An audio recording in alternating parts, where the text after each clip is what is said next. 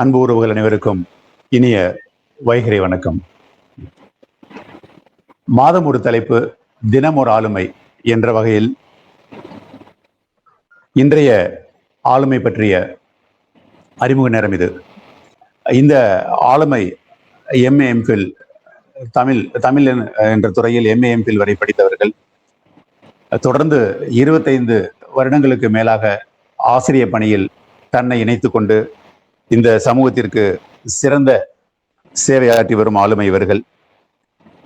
இடைக்கால சிற்றிலக்கியங்களுக்கு திருமுறை இலக்கியங்களின் பங்களிப்பு என்ற தலைப்பில் தன்னுடைய பிஹெச்டி டிகிரியை செஞ்சவங்க. பல அவார்ட்ஸ் வாங்கியிருக்காங்க.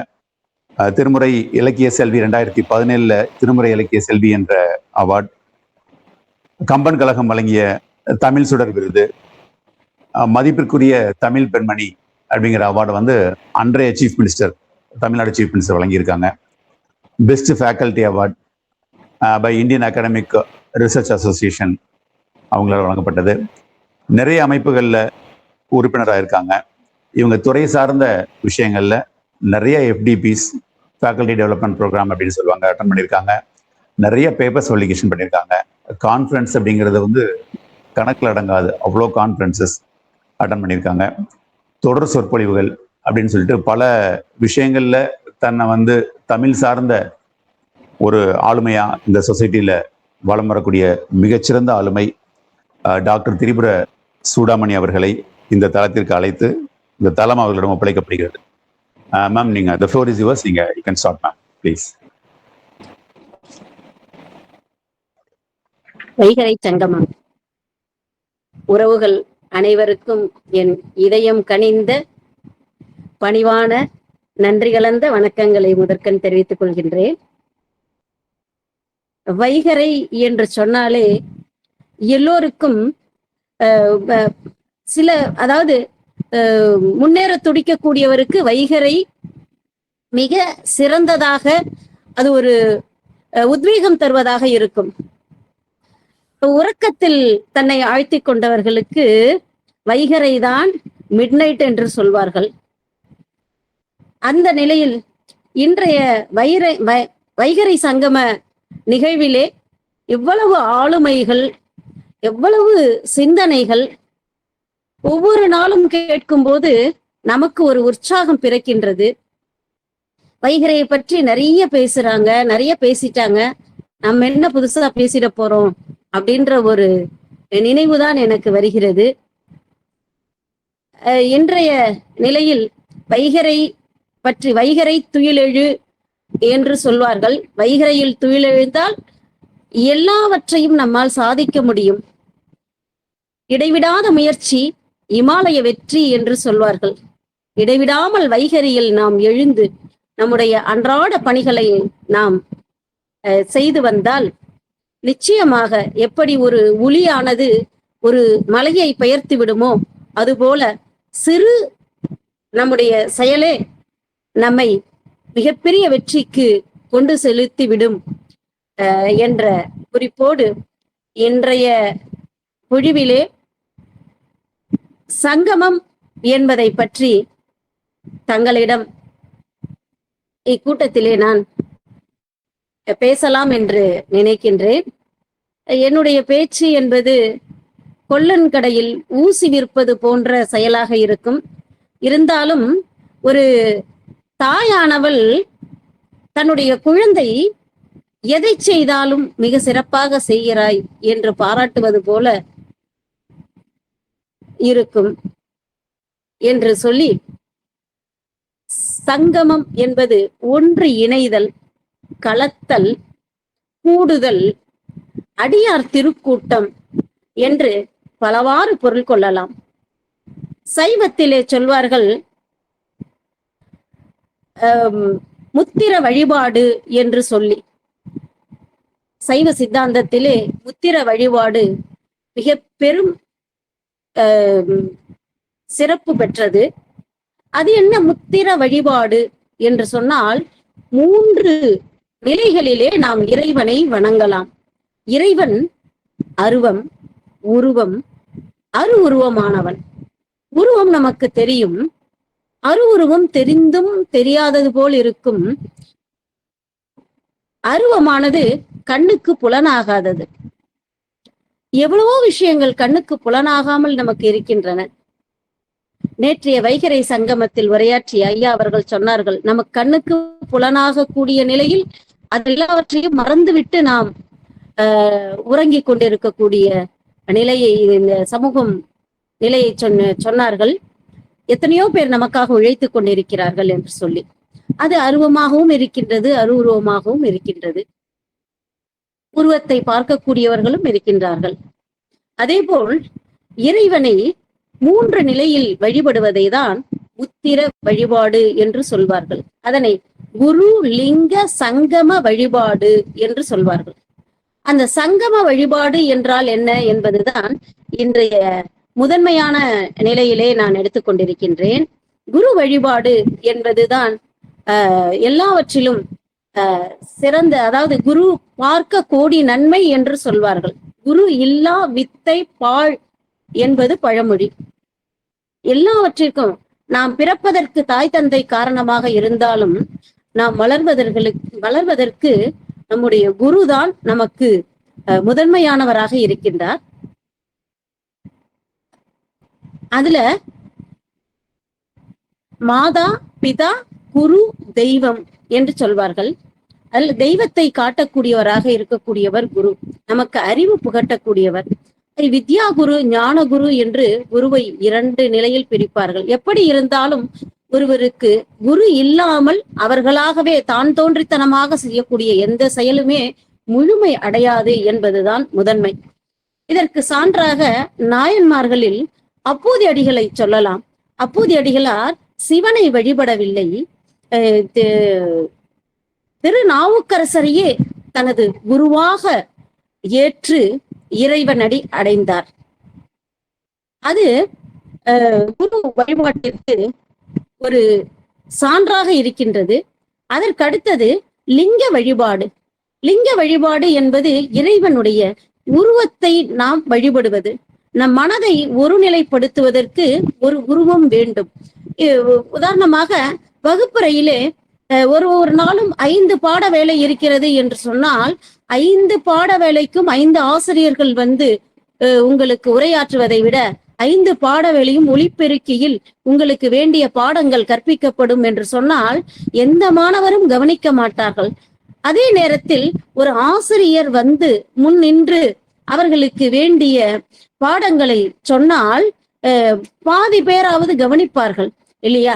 அதே போன்ற நிலையில்தான் நாம் ஒரு இடத்தில் அமர்ந்து தியானம் செய்ய வேண்டும் என்று சொன்னால் அத்தனை பேருக்கும் அது கைவந்து விடும் என்று சொல்ல முடியாது. தவமும் தவம் செய்வார்க்கே ஆம் என்று சொல்வார்கள். தவம் கூட, தவம் என்றால் முயற்சி என்ற ஒரு பொருளும் உண்டு. முயற்சி உடையவருக்கு மட்டும்தான் அது சாத்தியமாக இருக்கும். அதே போல எல்லோருக்குமே அந்த திறன் வந்து விடாது.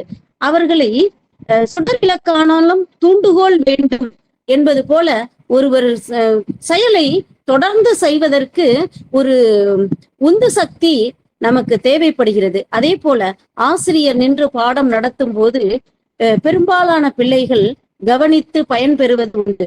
அதே போல நம்முடைய மனதை ஒருநிலைப்படுத்துவதற்கு ஒரு உருவம் நமக்கு தேவைப்படுகிறது. அதுதான் லிங்க வழிபாடு என்று சொல்லப்படுகின்றது. அதற்கு அடுத்ததாக சங்கம வழிபாடு. சங்கம வழிபாடு என்பது அடியவரை வழிபடுதல்.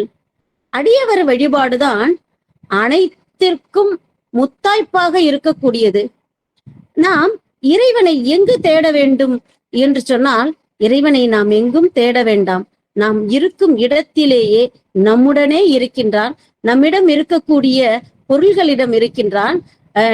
நம்முடன் உறவாடக்கூடிய மக்களிடம் இருக்கின்றார் என்றுதான் சொல்ல வேண்டும். ஏனென்றால் திருமூலர் சொல்வார், படமாடும் கோயில் பகவர்க்கு ஒன்றியில், நடமாடும் கோயில் நம்பர்க்கு அது ஆகா என்று சொல்கிறார்.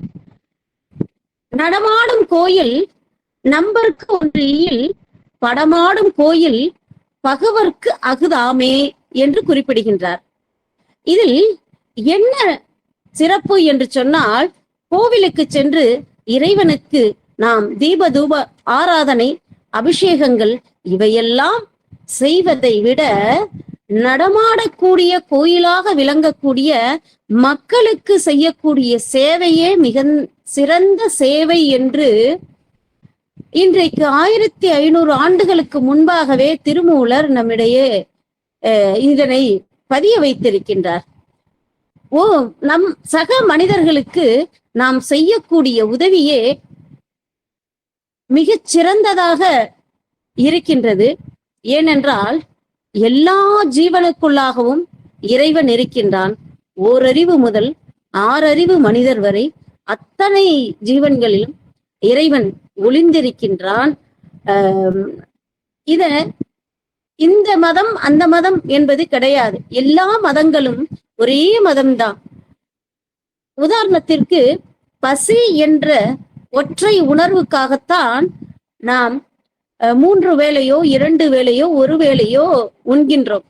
அது ஒவ்வொருவரும் ஒவ்வொரு விதமான உணவை எடுத்துக்கொள்கின்றனர்.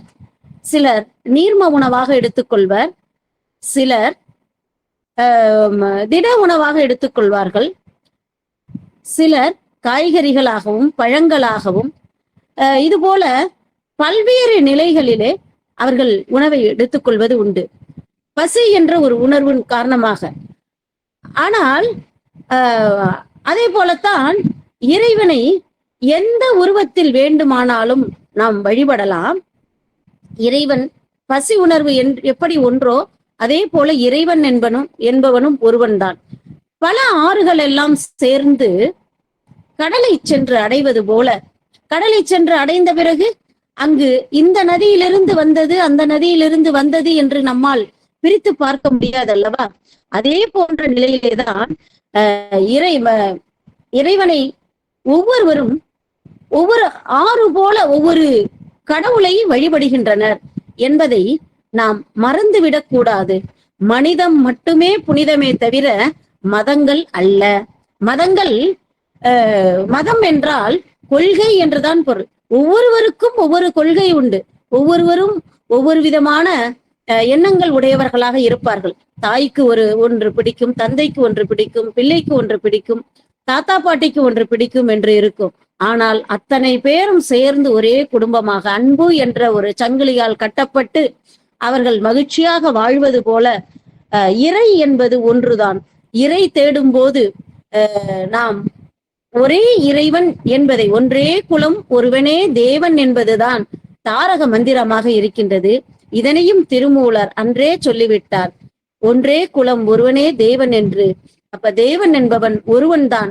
அதனை நீங்கள் அல்லாவாகவும் அழைக்கலாம், இயேசுவாகவும் அழைக்கலாம், சிவனாகவும் நினைக்கலாம், சக்தியாகவும் நினைக்கலாம் என்ற எண்ணம் இறந்து விட்டால் உலகில் துன்பம் என்பதே பாதியாக குறைந்துவிடும். அதனால் வரக்கூடிய மத சண்டைகள், ஜாதி சண்டைகள், இது போன்ற சண்டைகள் எல்லாம் அனைவரும் சங்கமிக்கும் போது இல்லாமல் போய்விடும். அதே நேரத்தில் சமூகத்தில் இருக்கக்கூடிய ஏற்ற தாழ்வுகள், நீயா நானா என்ற நிலையில் தாழ்த்தப்பட்டவராக கருதக்கூடியவர், உயர்ந்த குலத்தில் பிறந்தவர் என்றெல்லாம் பல்வேறு பிரிவினைகள் எல்லாம் இருக்கக்கூடாது. அதன் காரணமாக சில இடங்களில் அங்கொன்றும் இங்கு ஒன்றுமாக ஆணவ கொலைகள் என்று சொல்லக்கூடிய நிலையில் பல நிகழ்வுகள் நடந்து கொண்டுதான் இருக்கின்றது. நமக்கு வேண்டும் பொழுது நாம் அத்தனையும் நம்முடையது என்று நாம் பெற்றுக்கொள்வோம். உதாரணத்திற்கு ஏதேனும் ஒரு விபத்து ஏற்பட்டு விட்டால் அந்த விபத்தில் காரணமாக உடலில் அறுவை சிகிச்சை செய்ய வேண்டும் என்றால் நமக்கு ரத்தம் தேவைப்படும் போது இந்த மதத்தை சார்ந்தவர்கள் தர வேண்டும், இன்ன இனத்தை சார்ந்தவர்கள் தர வேண்டும் என்று நாம் கேட்பதே கிடையாது. இந்த குரூப் உள்ளதான் வேணும், இந்த பிரிவு ரத்த பிரிவு தான் வேணும் என்று நாம் கேட்போம் இல்லையா? அப்பொழுதெல்லாம் நாம மதம் இனம் பார்ப்பதில்லை. ஆனால் மற்ற நேரங்களில் மட்டும் ஏன் இந்த பிரிவினையை நாம் பார்க்க வேண்டும் என்று யோசித்து பார்த்தால் நாமே வெட்கப்பட வேண்டும். அப்போ மட்டும் நம்ம ஏற்றுக்கொள்கிறோம். அதே போல சில பொருள்களை இந்த திருவிழா என்று கொண்டாடும் பொழுது அத்தனை மத சார்ந்தவர்களும் சேர்ந்துதான் கொண்டாடுகிறார்கள். இதுல திருவிழா என்ற ஒரு சொல்லில் 2 சொல் ஒளிந்திருக்கின்றது. திருவிழா. விழா என்பது அனைவருக்கும் தெரியும். திரு என்றால் சிறப்பு தரக்கூடியது, செல்வத்தையும் குறிக்கக்கூடியது. இதனை இந்த சொல்லை திருப்பி போட்டால் விழாதிரு என்று வரும். அப்ப நாம் விழாமல் இருக்க வேண்டும் என்று சொன்னால் திருவிழாவை கொண்டாட வேண்டும் என்பதை நாம் உணர்ந்து கொள்ள வேண்டும். வருடத்திற்கு ஒரு முறை திருவிழா ஊருக்குள் வரும்பொழுது இஸ்லாமிய சகோதரரும் இந்துக்களுடைய பூஜைகளுக்கு வேண்டிய பொருள்களை விற்பனை செய்வார்கள், கிறிஸ்தவர்களும் விற்பனை செய்வார்கள். இதே போல அந்தந்த மதத்தை சார்ந்தவர்கள் மட்டும்தான் அவர்களுக்கு வேண்டிய ஆடையோ மற்ற பொருள்களோ விற்பனை செய்வார்கள் என்பது கிடையாது. அத்தனை பேருக்கும் ஒரு மகிழ்ச்சி, எங்க ஊர்ல திருவிழா, எங்க ஊர்ல திருவிழா என்று சொல்லி அனைவருமே ஒன்றிணைந்து செய்யக்கூடிய அந்த விழாவினை நாம் பார்க்கின்றோம். அப்போது எனக்கு சாதகமாக இருக்கும் பொழுது நான் அனைவரையும் ஒருங்கிணைத்துக் கொள்வேன், அனைவரோடும் சங்கமிப்பேன். சில நேரங்களில் மட்டும் நான் அவர்களை ஒதுக்கி வைப்பேன், அவர்களோடு நான் இணக்கமாக இருக்க மாட்டேன் என்பது எவ்வளவு குழந்தைத்தனமானது என்பதை நாம் எண்ணி பார்க்க வேண்டும். இதனை நாம் குழந்தைகளிடையே கூட விதைக்க வேண்டும்.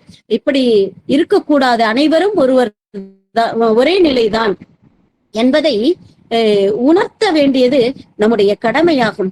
இந்துக்களுடைய பல்வேறு பழக்கங்கள் இருக்கின்றன. ஒரு காலையில் வைகரையில் எழுந்தது முதல் இரவு உறங்கச் செல்லும் வரை இப்படித்தான் இருக்க வேண்டும் என்ற நியதி இருக்கின்றது. அந்த நியதிப்படி நாம் நடக்கும் பொழுது நம் உடல் ஆரோக்கியமாக இருக்கிறது, மனது ஆரோக்கியமாக இருக்கின்றது. நம்முடைய சடங்குகள் எல்லாம் எப்படி செய்யப்படுகின்றன, எதற்காக செய்யப்படுகின்றன என்பதை அவர்களிடையே நாம் புரிதலை உருவாக்க வேண்டும். உதாரணத்திற்கு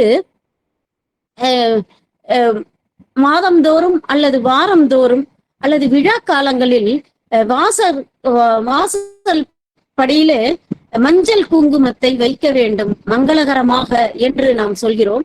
ஆனால் அதை எதற்காக வைக்க வேண்டும் என்ற நிலையை நாம் பார்க்கும் பொழுது அந்த காலத்தில் எல்லாம் தரை மண் தரையாக இருக்கும், மண்ணால் செய்யப்பட்ட சுவர்களாக இருக்கும். அந்த மண் பக்கத்திலே மரம் இருந்தால் அது அப்படியே கரையான் அரித்துவிடும். அப்படி மண்ணுக்குள்ளாக அந்த வாசல் காலை பதிக்கும் பொழுது அது மண்ணுக்குள்ளாக புதைந்திருக்கும். அப்படி புதைந்திருக்கும் போது குறிப்பிட்ட காலத்தில் எவ்வளவு உயர்தரமான மரமாக இருந்தாலும் அது கரையான் அரிப்புக்கு உள்ளாகிவிடும் அல்லவா? அதனால அந்த மஞ்சளை வைத்துவிட்டு அதன் மீது குங்குமம் வைத்தால் அந்த மஞ்சளில் இருக்கக்கூடிய அந்த கிருமி நாசினி அந்த கரையானை அரித்து விடும். அது பாதுகாப்பாக இருப்பதற்கு உதவி புரியும். அதனால்தான் மஞ்சள் குங்குமத்தை வாசலிலே வைக்க வேண்டும்.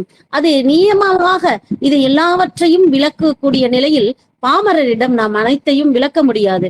சிறு வயதிலிருந்தே அதனை நாம் விதைத்து விட்டால் எப்பொழுது அவர்கள் வளர்ந்த பிறகு ஓஹோ இதற்காகத்தான் இதையெல்லாம் செய்ய சொல்லி இருக்கிறார்கள் போலிருக்கிறது என்று சொல்லி அவர்கள் உணர்ந்து கொள்வார்கள்.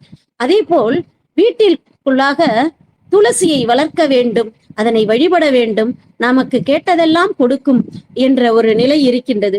பலர் என்ன நினைத்துக் கொள்வார்கள், இவர்கள் எல்லாம் முட்டாள்தனமாக இருக்கின்றார்கள், வீட்டிற்குள்ளாக துளசியா, தோட்டத்தில் கண்டிப்பாக துளசி வைத்து அதனை வழிபட வேண்டும் என்று சொல்கிறார்களே, சுற்றி வர வேண்டும் என்று சொல்கிறார்களே, இதெல்லாம் ஒரு மூடத்தனமாக இருக்கிறது இல்லையா என்றெல்லாம் பலரும் நினைப்பார்கள். ஆனால் அது அறிவியல் பூர்வமான உண்மை என்னவென்றால் அனைவரும் அறிந்தது, மரங்கள் நமக்கு உரிய உயிர் வாயுவை நமக்கு தருகின்றன, அதாவது ஆக்சிஜனை தருகின்றது. நாம் வெளிவிடக்கூடிய கார்பன் டை ஆக்சைடை அது எடுத்துக்கொள்கிறது அல்லவா? அதுபோல அது பகல் நேரத்திலே நமக்கு ஆக்சிஜனை தருகிறது, இரவு நேரத்தில் கார்பன் டை ஆக்சைடை வெளியிடுகிறது. அதனால்தான் இரவு நேரங்களில் மரங்களுக்கு கீழ் நிற்கக்கூடாது, உங்களுக்கு உரிய காற்று கிடைக்காமல் போய்விடும் என்று நம் முன்னோர்கள் சொல்லி வைத்தார்கள். அதோடு மட்டுமல்ல, அதில் ஏதேனும் தீய விஷ ஜந்துக்கள் எல்லாம் இருந்தாலும் கூட நமக்கு கண்ணுக்கு தெரியாது என்பதற்காக சொல்லி வைத்துள்ளார்கள்.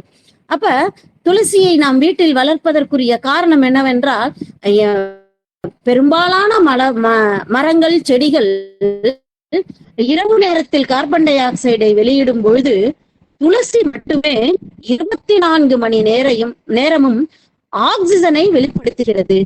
அப்படி ஆக்சிஜனை வெளிப்படுத்தும் போது நம்ம கொரோனா நேரத்துல அத்தனை பேருக்கும் தெரியும், ஆக்சிஜன் சிலிண்டர் கிடைக்காமல் எத்தனை உயிர்கள் நம்மிடமே இருந்து பிரிந்தன என்பது அனைவரும் அறிந்தது. அப்ப உலகில் எவ்வளவு வளர்ந்த நாடுகளில் கொத்து கொத்தாக மனிதர்கள் இறந்த பொழுதும் உலகிலேயே 2வது நிலையிலே இருக்கக்கூடிய மக்கள் தொகை இருக்கக்கூடிய இந்தியாவிலே மக்கள் எவ்வளவு வீரியம் கொண்டு கொரோனாவில் இருந்து கூட அவர்கள் மீண்டு வருவதற்கு காரணம் அவர்களுடைய உணவு பழக்கம். அதோடு மட்டுமல்லாமல் ஒரே நிலையிலே அவர்களுடைய ஒழுக்க நிலைப்பாடுகள் என்பதையெல்லாம் நம்மால மறுக்க முடியாது, மறக்கவும் முடியாது. அப்படி எல்லார்ட்டையும் போய் நம்ம வெளியிடக்கூடிய காற்று ஒன்று, உள்ளிழுக்கக்கூடிய காற்று ஒன்று, நாம் வெளியிடக்கூடிய காற்றைத்தான் இது தருகின்றது. அதனால் இதை வீட்டில் வளர்க்க வேண்டும் என்று சொன்னால் அவர்களுக்கு புரிதல் இருக்காது என்பதனால் இதனை கடவுள் என்ற பெயர் சொல்லி அதனை வளர்த்தார்கள், வணங்கினார்கள் என்பதை நாம் இளைய தலைமுறையினருக்கு எடுத்து சொல்ல வேண்டும். ஒவ்வொரு விஷயமுமே அதே போன்றுதான். ஒவ்வொரு மாதத்தில் வரக்கூடிய விழாக்கள் கூட இப்படித்தான். விநாயகர் சதுர்த்தி அன்று நாம் செய்யக்கூடிய செயலை பார்த்தோம்னா, மண்ணை எடுக்கின்றோம், அதை விநாயகராக வடித்து அதற்கு வேண்டிய ஆபரணங்கள் எல்லாம் வைத்து உணவு பண்டங்களை எல்லாம் வைத்து வழிபாடு செய்துவிட்டு மீண்டும் நீரிலே கொண்டு கரைத்து விடுகின்றோம். அதை செய்யும் போது சிலருக்கு என்னடா நம்ம கடவுள் என்று சொல்லிவிட்டு அதனை போய் குளத்திலேயோ கிணத்திலேயோ போட்டு விடுகிறோமே என்ற ஒரு நாளைக்கு அந்த தவிப்பு இருக்கும். அதற்கு பிறகு அப்படியே அந்த உணர்வு மாறி போய்விடும். இந்த உலகமானது இப்படித்தான், பஞ்சபூதங்களினால், அண்டத்தில் உள்ளது பிண்டத்தில், பிண்டத்தில் உள்ளது அண்டத்தில் என்று சொல்வார்கள். இந்த உலகம் 70% நீராலானது, 30% நிலப்பரப்பு. அதே போல நம்முடைய உடலிலேயும் நீர்ச்சத்து தான் அதிகமாக இருக்கின்றது.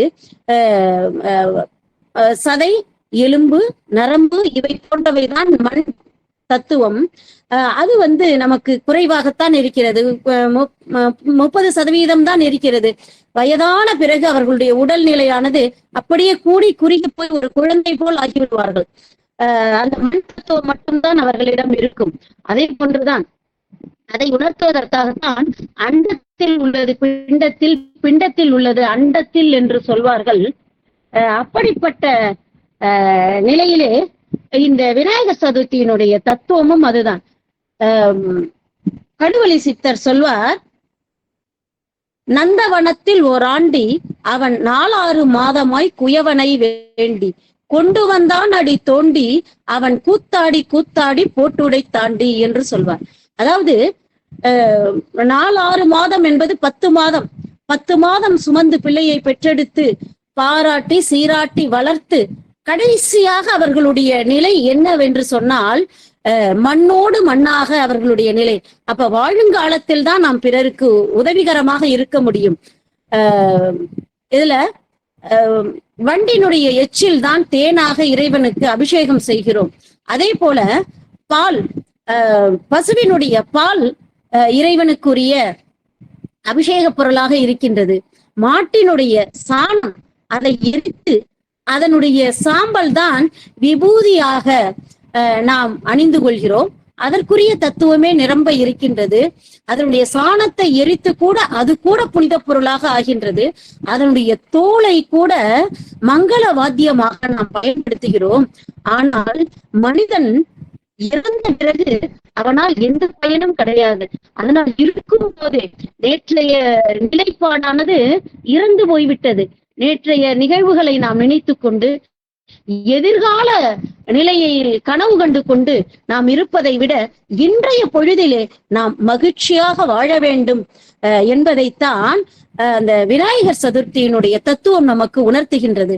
நாம் வாழும் காலத்தில் நாம் மகிழ்வோடு இருப்போம், கொண்டாட்டத்தோடு இருப்போம், மிக நம்மை நாம் மகிழ்ச்சிப்படுத்திக் கொள்வோம், நம்மை நாமே தேற்றிக் கொள்வோம். யாமார்க்கும் குடியல்லோம் நமனை அஞ்சோம், நரகத்தில் இடர்படோம் நடலை அல்லோம் என்று நாவுக்கரசர் சொன்னது போன்ற நிலையில் நம்மை நாமே நாம் தன்னம்பிக்கை தரக்கூடிய நிலையிலே ஒவ்வொன்றையும் நாம் செய்ய வேண்டும் என்பதை நாம் மறந்துவிடக் கூடாது. இதே போன்று நிறைய விஷயங்கள் இருக்கின்றன. எதை சொல்வது எதை விடுவது என்ற நிலைப்பாட்டிலே அங்கொன்றும் இங்கொன்றுமாக நுனிப்புள் மேய்வது போன்று நான் செய்திகளை சொல்லிக் கொண்டிருக்கின்றேன். அதற்கு அடுத்ததாக இனிய சொல். இறைவனை நாம் வழிபடும் போது எப்படி வழிபட வேண்டும் என்றால் அதற்கும் திருமூலரைத்தான் நாம் பார்க்க வேண்டியதாக இருக்கிறது. யாவர்க்குமாம் இறைவர்க்கு ஓர் பச்சிலை, யாவர்க்குமாம் பசுவிற்கு ஓர் வாயுரை, யாவர்க்குமாம் உண்ணும் போது ஒரு கைப்பிடி, யாவர்க்குமாம் பிறருக்கு இன்னொரை தானே என்று சொல்கின்றார். இதிலே முதலிலே இறைவனை வழிபடுவதற்கு ஏதேனும் ஒரு பச்சிலையை வைத்து இறைவனை வழிபட்டால் போதுமானது என்று குறிப்பிடுகின்றார். நான் இருக்கக்கூடிய இடத்திலே பச்சிலை கிடையாது, கடவுள் திருமேனியும் கிடையாது, நான் எங்கு போய் சென்று இறைவனை வழிபடுவேன், அப்ப என்னால் இறைவனை வழிபட முடியாதா என்று கேட்டால் அதற்காக கவலைப்படாதே, அதற்கு இன்னொரு உபாயம் இருக்கிறது என்பதை சொல்லுகின்றார். யாவர்க்குமாம் பசுவிற்கு ஒரு வாயுரை என்று சொல்கின்றார். பசுவிற்கு ஒரு வாயுரை என்பது அதாவது ஜீவராசிகளுக்கு நாம் ஏதேனும் வாயில்லா ஜீவராசிகளுக்கு நாம் கொடுத்தால், பறவைக்கு உணவு கொடுத்தாலோ கால்நடைகளுக்கு உணவு கொடுத்தாலோ அதற்கு இரையை நாம் கொடுத்தாலோ இறை தேடுவதற்கு சமம் என்பதை சொல்லுகின்றார். அது முடியாதல்லவா? நாங்க பிளாட்ல இருக்கிறோம், நாங்க அந்த கால்நடைகளை பார்க்க முடியாது, பறவைகளுக்கு நாங்கள் இருக்கக்கூடிய இடத்தில் உணவு வைக்கக்கூடாது, ஏனென்றால் இடம் தூய்மையற்றதாக ஆகிவிடும் என்று சொல்கிறார்கள், அதையும் எங்களால் செய்ய இயலாது என்று சொல்கிறார். சரி, இரண்டும் உங்களால் செய்யல, அதனால் பரவாயில்லை, நீங்க தினந்தோறும் சாப்பிடுகிறீர்கள் அல்லவா, 3 வேளை உணவு சாப்பிடுறீங்கல்ல, அதுல ஒரு கைப்பிடி அளவு இல்லாதவர்களுக்கு கொடுங்கள், அதுவே பெரிய வழிபாடு என்று சொல்கின்றார். நானும் ஒரு வேளை மட்டும்தான் உண்கின்றேன், நான் இருக்கக்கூடிய இடத்தில் அனைவருக்கும் எல்லாம் கிடைத்து எல்லாருக்கும் எல்லாம் என்று இருக்கக்கூடிய நிலையில் இருக்கும் இடத்தில் நான் இருக்கின்றேன். அப்படி என்னால அதுவும் செய்ய இயலாதே, யாரும் வாங்க மாட்டாங்களே, நான் என்ன செய்வது என்று கேட்டால் அதற்காக கவலைப்படாதீர்கள், யாவர்க்குமாம் பிறருக்கு இன்னுரைதானே. நாம் மற்றவர்களிடம் பழகுகிறோம் அல்லவா, அவர்களிடம் அன்பான ஒரு வார்த்தை சொல்லுங்கள். இறைவன் எங்கும் இல்லை, அன்பெனும் பிடியுள்ள அகப்படும் மலையாக இருக்கின்றான். இறைவனை அன்பினால் நாம் பிணித்து விட முடியும் என்பது நாம் பல நிலைகளில் சில திரைப்படங்கள்ல கூட அதை ரொம்ப அழகா காட்டியிருப்பாங்க. திரைப்படத்தினுடைய பெயர் நினைவில்ல. ஒருவர் மிக ஆடம்பரமாக இறைவனை அலங்கரித்து அவர்களுக்கு இறைவனுக்கு வேண்டிய பதார்த்தங்களை எல்லாம் வைத்து மாலை எல்லாம் அணிவித்து மிக உற்சாகமாக வைத்திருப்பார்கள். அழகாக பார்ப்பதற்கே இறைவன் ஒளிவிற்றிருப்பது போல நமக்கு தோற்றமளிக்கும்படியாக செய்திருப்பார்கள். ஆனால் அங்கு ஒரு ஏழை ஒரு ஆழாக்கு அரிசியில உணவை செய்து சர்க்கரை பொங்கலை செய்து இறைவனை வரச் சொல்லி வேண்டிக் கொண்டிருப்பார். அப்ப ஆடம்பரமாக அலங்கரிக்கப்பட்ட இடத்திலே இறைவன் அங்கு அம்மன் எழுந்தருள மாட்டால், உண்மையான அன்போடு ஒரு ஏழை பக்தன் செய்திருக்கக்கூடிய அந்த சர்க்கரை பொங்கலை உண்ணுவதற்காக அங்க செல்வார். அதனை உணர்த்தக்கூடிய பாடல் கூட, ஆத்தாடி மாரியம்மா சோறு ஆக்கி வச்ச வாடியம்மா, ஆழாக்கு அரிசிய பாழாக்க வேணா, வந்து தின்னுபுட்டு போடியம்மா என்று அப்படி சொல்லும் போது அந்த காட்சி ரூபமாக அதனை நாம் காண்போம் அல்லவா. அப்படி இறைவன் நமக்கு எப்படி அருள் புரிவான்னா, நம்ம இறைவனை தேடி எங்கும் செல்ல வேண்டியதில்லை, நாம் இருக்கும் இடத்திலேயே இறைவன் இருக்கிறான். அன்போடு பிறரிடம் நாம் பேசினாலே இறைவனுடைய அருள் நமக்கு நிறைவாக கிடைக்கும். மனத்திலேயே கோவில் கட்டினார் அல்லவா அன்பினால் பூசலார் நாயனார் திரு நின்ற ஊரிலே. இன்றைக்கும் அவருடைய அன்பிற்கு அடையாளமாக ராஜசிம்மன் கட்டிய இருதயாளீஸ்வரர் கோயில் எல்லோராலும் அறியப்பட்டது என்பதை நம்மால் அறிய முடியும். இந்த நிலையை சொல்லும் போது கல்கத்தாவிலே காளி கோயிலுக்கு பல்லாண்டுகளாக பூஜை செய்யக்கூடிய ஒரு அர்ச்சகர் ஒரு நாள் காலை உச்சி வேளையில் பூஜை செய்துவிட்டு வந்து கொண்டிருக்கிறார். அப்படி வரும்பொழுது மயங்கி கீழே விழுந்து விடுகிறார். அந்த பகுதி வழியாக சென்ற அன்னை தெரேசா அவர்கள் அவர்களுக்கு நீர் தெளித்து அவர்களுடைய மயக்கத்தை தெளிவிக்கின்றார். அப்பொழுது அந்த அர்ச்சகர் சொன்னார், இத்தனை ஆண்டுகளாக நான் காளிக்கு பூஜை செய்து வருகிறேன், ஆனால் காளியை நான் பார்க்கவில்லை, இன்றைக்குதான் நான் பார்த்தேன், அந்த அம்மனை தரிசித்தேன் என்று சொல்கின்றார். அவர் இந்து, இவர் கிறிஸ்தவர். அப்படி பார்க்கும்பொழுது இறைவன் பிறருடைய அதாவது எந்த இனத்தில் இருக்கிறார் என்பது கிடையாது. அவரவர்களுக்கு உரிய நிலையில் நன்மையை பெறும்போது அந்த உணர்வு வரும்பொழுதுதான் இறைவனை உணர்கிறார்கள். இவர் இந்துவாகிய அர்ச்சகர் கிறிஸ்தவராக இருக்கக்கூடிய அன்னை தெரேசாவை காளியாக அவர் பார்க்கின்றார், இறைவனாக பார்க்கிறார் என்றால் அதற்கு அடுத்து எல்லோரும் அறிந்ததுதான் புனிதராக அவர் சொல்லப்படுகிறார். பிறரால் வணங்கப்படுவது என்பது அனைவராலும் அனைவரும் அறிந்த உண்மையாக இருக்கின்றது. இப்படி எல்லா நிலைகளிலேயும் மனிதம் மட்டுமே இறை தவிர இறை என்று தனித்து ஒன்று இல்லை. இறை தேடுவதோடு இறையையும் தேடுவதே நம்முடைய சங்கம், அனைவரும் சேர்ந்து சங்கமித்து இருக்கக்கூடிய இதற்கு ஒரு அடையாளமாக இருக்கும் என்பதை தங்களிடம் பகிர்ந்து கொள்வதில் மகிழ்ச்சி அடைகின்றேன். இதில் ஏதேனும் குற்றம் குறை இருந்தால் படம் காட்டவில்லை, ஆனால் சில செய்திகளை பதியமிட வேண்டும் என்று நினைத்தேன். அது எந்த அளவிற்கு இருக்கின்றது என்று சொன்னால், ஏனென்றால் எல்லோரும் தனித்தனியாக மிக பெரும் ஆளுமைகள் எல்லாம் ஒன்றிணைந்து செய்யக்கூடிய இந்த வைகறை சங்கம நிகழ்வு மிக நிறைவான நிகழ்வு. இதை சூரியனும் சந்திரனும் இருக்கும் வரை தொடர்ந்து இந்த சங்கமத்திலே வருங்கால தலைமுறையினரும் தைல தாரையாக தொடர்ந்து நடைபெற வேண்டும் என்று இறைவனை இறைஞ்சி, தைலதாரை என்று சொன்னால் இடைவெளி இல்லாமல், தைலம் என்று சொன்னால் எண்ணெய் என்று பொருள். நாம் இறைவனுக்கு அபிஷேகம் செய்யும் பொழுது, நீர் அபிஷேகம் செய்யும் பொழுது அங்கங்கே பட்டு படாமலும் கூட வரலாம். ஆனால் ஒரு எண்ணெயை ஊற்றும் போது அது உச்சந்தலையிலிருந்து உள்ளங்கால் வரை முழுமையாக அப்படியே தொடர்ந்து கொண்டே வரும். அதே போன்று தைல தாரையாக இந்த வைகறை சங்கமம் காலம் காலமாக நிலைத்து நிற்க வேண்டும். இன்றைய விதையானது விழுதூன்றி இருக்க வேண்டும் என்று இறைவனை இறைஞ்சி இந்த மாபெரும் சங்கமத்தில் என்னையும் ஒரு துளியாக இணைத்து கொண்டதில் நான் பெருமகிழ்ச்சி அடைகின்றேன்.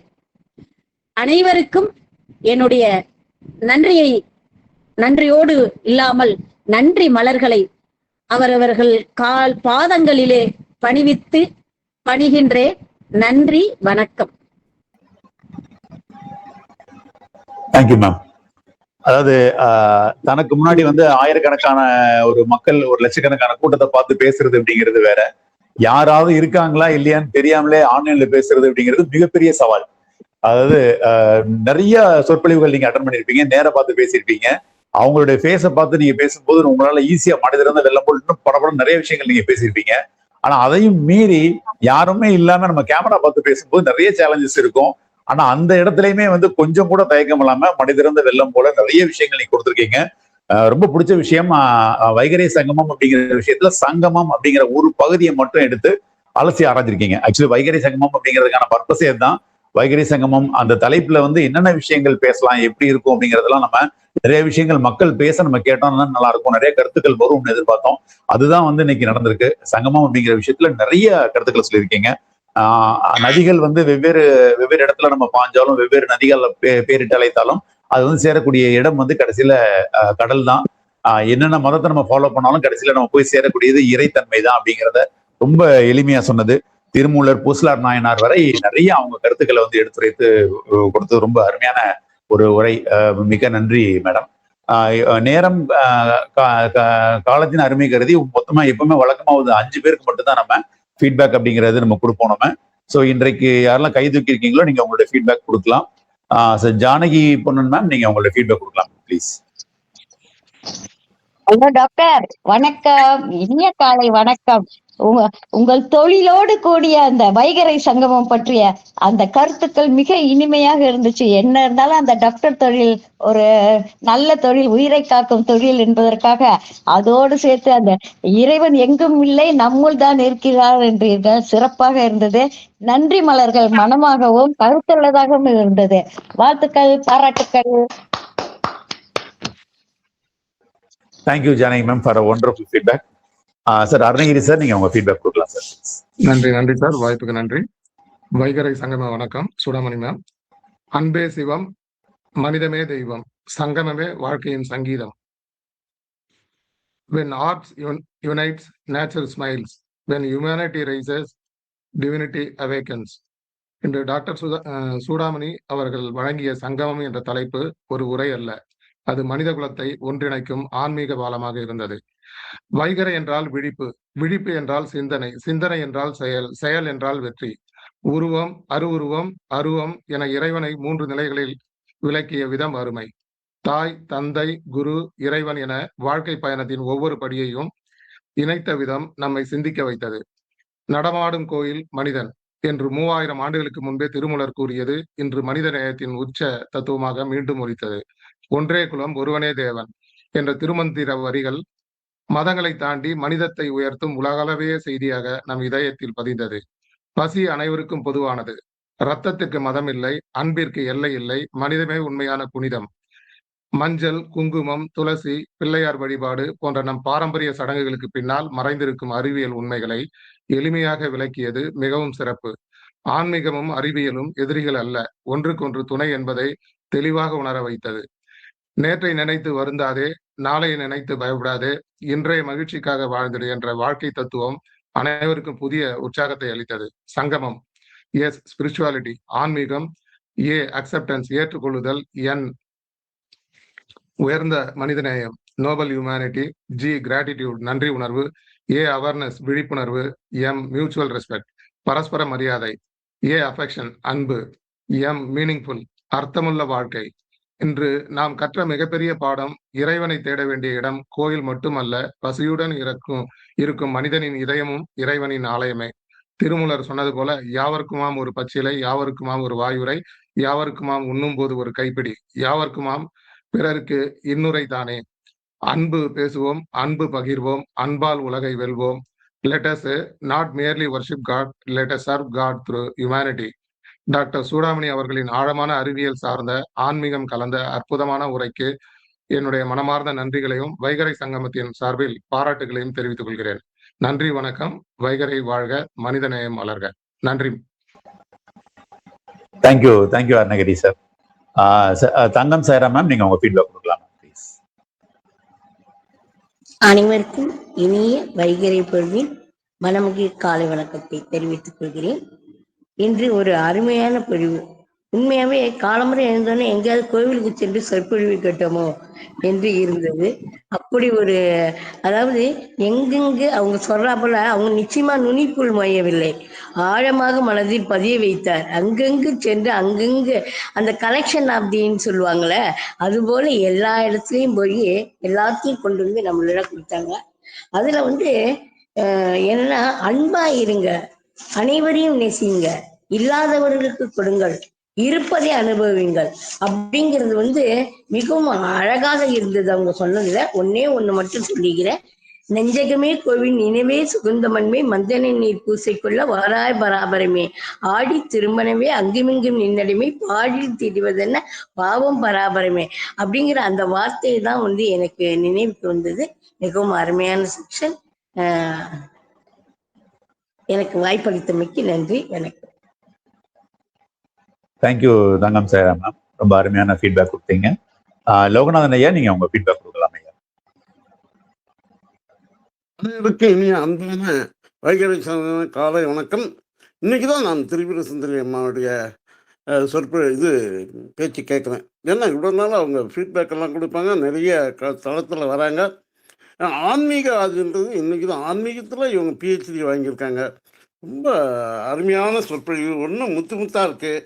இந்த அன்பை பற்றி சொன்னாங்க. தாய், தந்தை, பாட்டி, தாத்தா இதெல்லாம் குடும்பத்தில் அன்பாக இருக்கணுன்றது ரொம்ப ரொம்ப முக்கியமான ஒரு விஷயத்த சொன்னாங்க.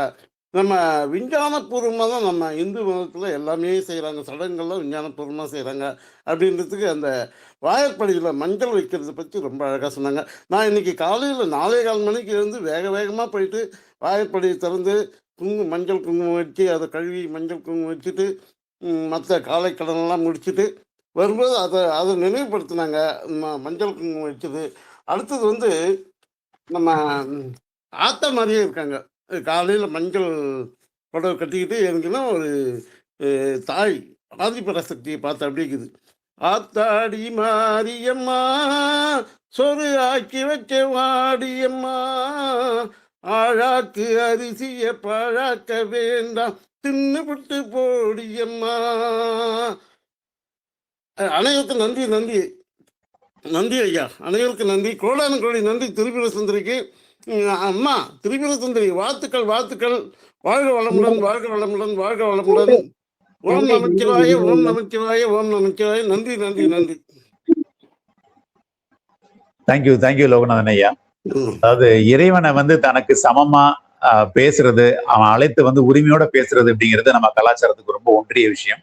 நம்ம கலாச்சாரத்துல சங்கமம் அப்படிங்கிற விஷயத்த ரொம்ப அருமையா எடுத்து சொன்னதோட இம்பாக்ட் தான் இன்னைக்கு இப்போ லோகநாதன் ஐயாவுடைய ஃபீட்பேக் அப்படிங்கறத நான் பாக்குறேன். Thank you so much. Ramesh sir, நீங்க உங்களோட ஃபீட்பேக் கொடுக்கலாம் சார் ப்ளீஸ். நன்றி பிரிதிவராஜன் சார், வாய்ப்புக்கு மிக்க நன்றி.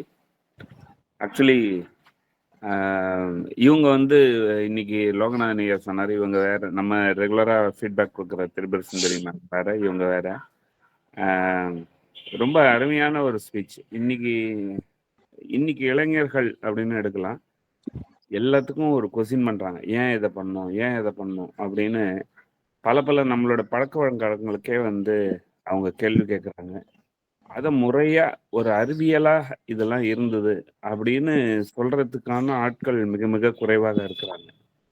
ஸோ அந்த வகையில ஆன்மீகம் வேற இல்லை, அறிவியல் வேற இல்லை அப்படின்னு அழகாக பல உதாரணங்கள் சொன்ன இன்னைக்கு ஸ்பீச் ரொம்ப நல்லா இருந்தது. இந்த மாதிரி விஷயங்கள் எத்தனையோ தகவல்கள் நீங்க சொன்னாங்க, நிறைய தகவல்கள் கையில வச்சிருக்கிறாங்க. தொடர்ந்து எங்க தளத்துல பயணிகள் நிறைய உங்க சொற்பொழிவுகளை கேட்க விரும்புறோம். நன்றி. Thank you Ramesh sir. இன்றைய பிறந்த நாள் சுப நிகழ்ச்சிகள் கொண்டாடுறவங்க நம்ம தளத்துல யாராவது இருந்தாங்க அப்படின்னா உங்களுடைய அந்த சுப நிகழ்ச்சிகளை நீங்க டெக்ஸ்ட் பண்ணலாம். வாழ்த்துக்கள் நம்மளுடைய நண்பர்கள் கொடுப்பாங்க. 5 பேர் தவிர மீதி யாரெல்லாம் ஃபீட்பேக் கொடுக்கணும்னு நினைக்கிறீங்களோ தயவுசெய்து உங்களுடைய ஃபீட்பேக்கை இன்னைக்கு யூடியூப்ல உள்ள போயிட்டு இந்த வீடியோல நீங்க கமெண்ட்ல கொடுத்தீங்கன்னா பெட்டரா இருக்கும். ஆனா யூடியூப்ல கொடுக்கக்கூடிய கமெண்ட் அழியாதது, எப்பவும் நிலைச்சு நிற்கும். திரிபுர சூடாமணி மேம், நீங்க உங்களுடைய ஏற்புரை வழங்கலாம். அனைவருக்கும் மீண்டும் என்னுடைய வணக்கங்களை தெரிவித்துக் கொள்கின்றேன். இன்றைக்கு நான் சங்கமத்தை பற்றிய அணுவுக்கும் சிறிய அளவிலே தங்களிடமெல்லாம் பகிர்ந்து கொண்டேன். ஆனால் அதை மலையளவாக தாங்கள் எல்லாம் சொல்வது, ஒரு குழந்தையை, மீண்டும் சொல்கிறேன், ஒரு குழந்தையை தாய் பாராட்டுவது போலத்தான் நான் அதனை எண்ணுகின்றேன். தாங்கள் அனைவரும் மிக பெரும் ஆளுமைகள். குழந்தையை மேலே அமர வைத்துவிட்டு பார்த்து ரசிக்கக்கூடிய தன்மையில் எளியேனையும் ஒரு பொருட்டாக தாங்கள் எல்லாம் எனக்கு வாய்ப்பு கொடுத்தீர்கள். மேஜர் ஐயா அவர்களுக்கு மிகுந்த நன்றி. கல்லூரியில் மூலிகை தோட்டம் வைத்து வளர்த்து வருகிறோம். அதனுடைய பயன்பாடாக தினமும் ஒரு மூலிகை தேநீரை தயாரித்து அதனுடைய பயன்பாட்டை ஆசிரியர்களும் மாணவர்களும் பெற வேண்டும் என்பதற்காக அந்த திட்டத்தை முன்னெடுத்திருக்கிறோம். தினம் ஒரு 50 to 100 பேர் வரை அதனை பருகி பயன்பெறுகிறார்கள். அதனுடைய ஃபீட்பேக்கும் ரொம்ப நல்லா இருக்குது. இதை தொடர்ந்து செய்வது கொஞ்சம் அதிகமான பணிச்சுமைதான் இருந்தாலும் அதனை செய்ய வேண்டும் என்றிருக்கிறேன். அந்த மூலிகை தோட்டத்தை காண வந்த ஐயா அவர்கள் என்னிடம் தொடர்பு எண்ணை வாங்கி கொண்டார்கள். அவர்களுடைய பெயர் நினைவில் இல்லை. இந்த தளத்தில் இருக்கிறார்களா என்று தெரியவில்லை. நன்றி உணர்வு இல்லை என்று சொன்னால் நாம் மனிதர்களே இல்லை. இந்த தளத்திற்கு நான் வந்ததற்கு அவர்தான் முதன்மையான காரணம்.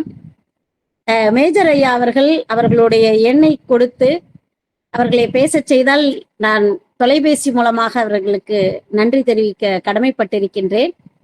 அவர்கள் சொன்ன உடனே மேஜர் ஐயா அவர்கள் நம்ம தளத்திலே அவர்களை உரையாற்ற வைக்க வேண்டும் என்ற நம்பிக்கையோடு உடனடியாக இதே மாதத்திற்குள்ளாக நீங்கள் பேச வேண்டும் என்று சொல்லி நாட்களை குறித்து கொடுத்தார்கள். அதற்கு மிகுந்த நன்றியை தெரிவித்துக் கொள்கின்றேன். அனைவருக்கும் என்னுடைய மனமார்ந்த நன்றியை மீண்டும் தெரிவித்துக் கொள்கின்றேன். என்னுடைய உள்ளார்ந்த எண்ணம் ஆன்மீகத்தை அறிவியல்தான் என்பதை நான் செல்லும் இடங்களில் எல்லாம் விதைத்து வருகின்றேன். என்னிடம் படித்த ஆளுமைகள் இன்றைக்கு மிக பெரும் நிலையில் இருக்கிறார்கள். சான்று ஈரோடு மகேஷ் 98 என்னிடம் பயின்ற மாணவன். கலக்கப் போவது யாரு என்றதிலே வரக்கூடிய நிறைய பெரும் பெரும் பதவிகள் எல்லாம் இருக்கின்றார்கள். தம்மின் தம்மக்கள் அறிவுடைமை என்பதுதான் ஒரு ஆசிரியருக்கு மிக பெரும் மகிழ்ச்சி. அந்த மகிழ்ச்சி மிக நிறைவாக இருக்கின்றது. ஊரார் பிள்ளையை ஊட்டி வளர்த்தால் தன் பிள்ளை தானே வளரும் என்பது போல எனக்கு முன்பாக இருக்கக்கூடிய மாணவர்கள் என்னுடைய மகனோ மகளோ என் முன்பாக இருந்தால் என்ன உணர்வுடன் நான் பேசுவேனோ, என்ன எதிர்பார்ப்பேனோ, நீ என்னை என்ன வேண்டுமானாலும் நினைத்துக்கொள், ஆனால் சொல்ல வேண்டியது என்னுடைய கடமை என்று சொல்லி கடந்த 28 ஆண்டுகளாக அந்த பணியை நான் செய்து வருகிறேன். அதற்குரிய நன்மையையும் நான் அடைந்து வருகிறேன். எவ்வளவு துன்பங்கள் துயரங்கள் வந்தாலும் இறைவனானவன் அதிலிருந்தெல்லாம் மீட்டு கொண்டு வருகின்றான்.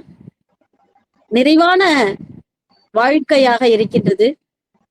நாம் பிறருக்காக செய்யக்கூடிய அந்த திரைப்படத்தில் வர்றது மாதிரி பிறருக்காக கண்ணீரும் பிறருக்காக செந்நீரும் சிந்தும் எவனோ அவனே மனிதன் என்பது போல பிறருக்காக நாம் வாழ ஆரம்பித்தால் நம்முடைய தேவையை இந்த பிரபஞ்சம் நிச்சயமாக 100% பூர்த்தி செய்யும் என்பதற்கு அடியேனே சான்றாக இருக்கின்றேன். அதை பற்றியே என்னுடைய அனுபவங்களை பற்றியே நான் நிறைய பேரிடம் பதியமிடுகிறேன். அதே நேரத்தில் அதை புத்தகமாக கூட போட வேண்டும் என்ற எண்ணம் இருக்கின்றது. ஒவ்வொருவருடைய வாழ்க்கைக்குள்ளும் பல்வேறு சவால்களும் சிக்கல்களும் இருக்கும். அதையெல்லாம் தாண்டிய நிலையிலும் பல சிக்கல்களையும் சவால்களையும் தாண்டி இன்றைய நிலையிலே இருப்பது என்பது இறைவனுடைய கருணைதான். நமக்காக வாழாமல் பிறருக்காக வாழும் போது இந்த பிரபஞ்சம் நிச்சயமாக நமக்கு நன்மையை தவிர வேறு எதையும் தராது என்பதை உறுதியாக அறுதியிட்டு கூறுகிறேன். அனைவருக்கும் நன்றி. Thank you so much ma'am. ஆசிரியர் பணி அர்ப்பணி அதற்காக உன்னை அர்ப்பணி அப்படிங்கிற மாதிரி அந்த வார்த்தைகளுக்கு என்னங்க சொசைட்டிக்கு 25 வருடங்களுக்கு மேல ஒரு சிறப்பான சேவையை செஞ்சு இறைப்பணியே சிறப்பான பணி, அதை செய்வதுதான் என்னுடைய வேலை அப்படிங்கிறத திரும்ப திரும்ப சொல்லக்கூடிய சகோதரி திரு சூடாமணி அவர்களுக்கு வைகரை சங்கமம் சார்பாக வாழ்த்துக்களும் வணக்கங்களும். சார் மேஜர் சார் அவங்க வந்து அந்த நம்பர், மேடம் கேட்ட நம்பர் வந்து இதில் டெக்ஸ்ட் பண்ணியிருக்காங்க.